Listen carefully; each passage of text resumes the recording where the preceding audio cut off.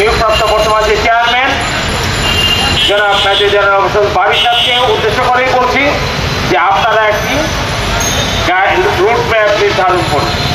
আপনারা 1 মাসের মধ্যে বা 15 দিনের মধ্যে হোক, 1 মাসের মধ্যে হোক বা 2 মাসের মধ্যে হোক, কতদিন সময় আপনাদের লাগবে তার একটি সুস্পষ্ট তারিখ ঘোষণা করার জন্য আজকে আমাদের মুখগুলি সাহেব বলেছেন। আমরা তার এই দাবির সাথে পুরোপুরি সংহতি জানাচ্ছি।